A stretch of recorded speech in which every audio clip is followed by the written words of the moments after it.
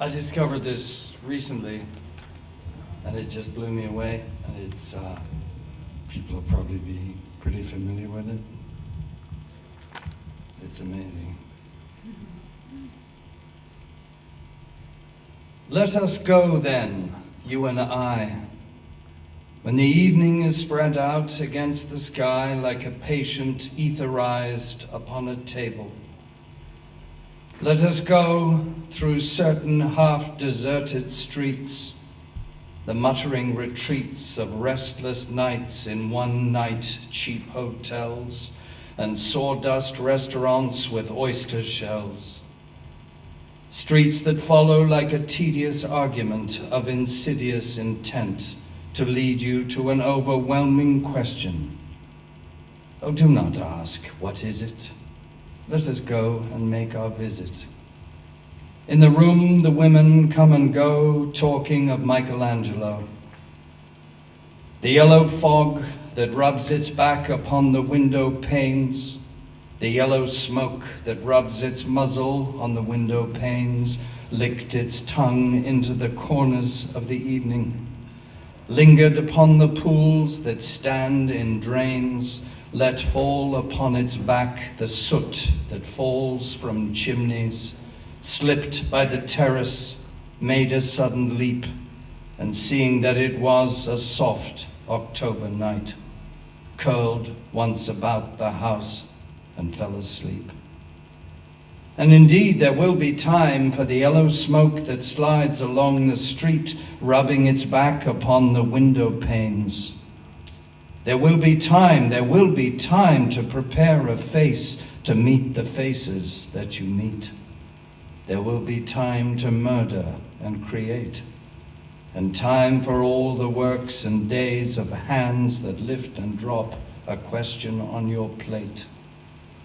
Time for you and time for me, and time yet for 100 indecisions and for 100 visions and revisions before the taking of a toast and tea. In the room, the women come and go, talking of Michelangelo. And indeed, there will be time to wonder, do I dare, and do I dare? Time to turn back and descend the stair with a bald spot in the middle of my hair. They will say, how his hair is growing thin. My morning coat, my collar mounting firmly to the chin, my necktie rich and modest, but asserted by a simple pin. They will say, but how his arms and legs are thin. Do I dare disturb the universe? In a minute, there is time for decisions and revisions which a minute will reverse. For I have known them all already, known them all. Have known the evenings, mornings, afternoons. I have measured out my life with coffee spoons. I know the voices dying with a dying fall beneath the music from a farther room. So how should I presume?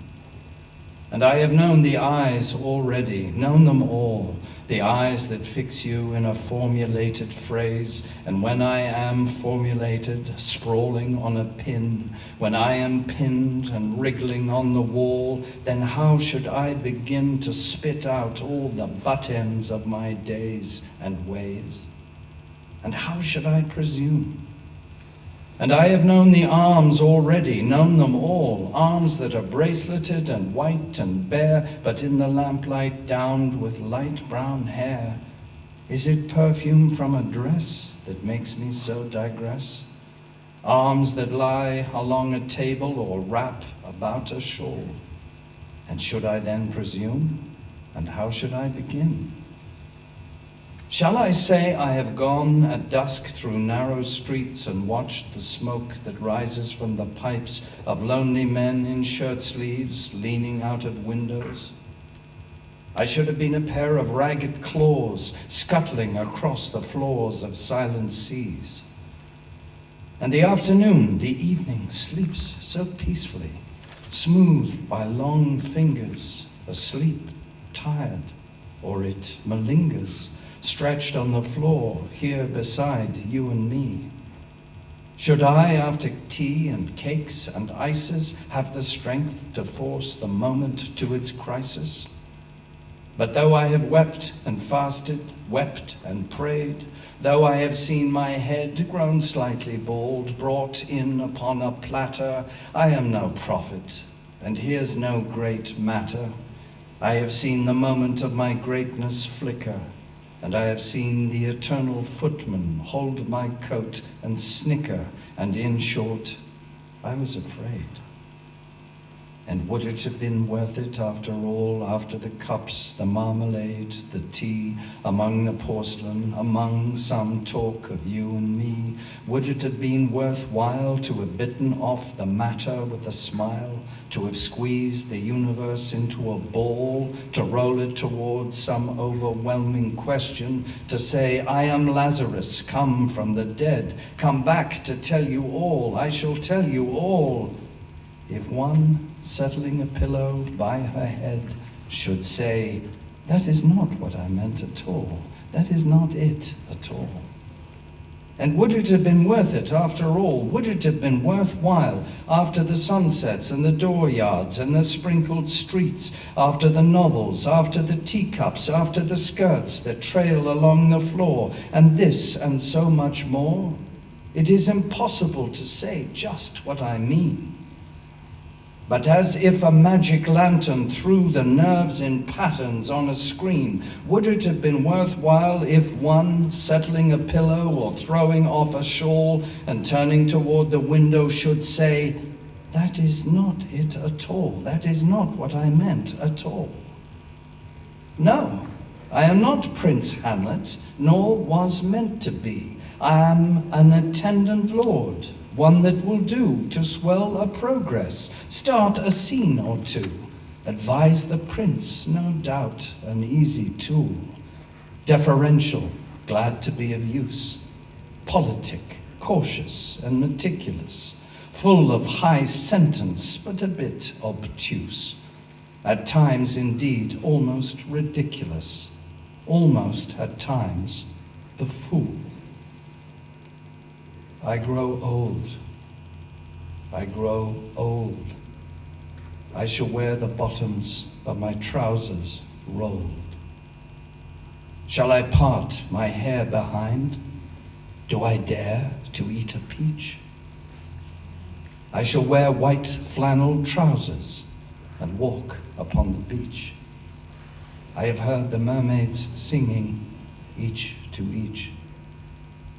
I do not think that they will sing to me.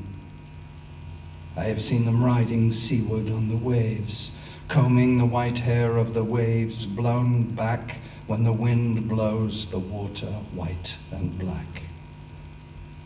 We have lingered in the chambers of the sea, by sea-girls wreathed with seaweed red and brown, till human voices wake us and we drown.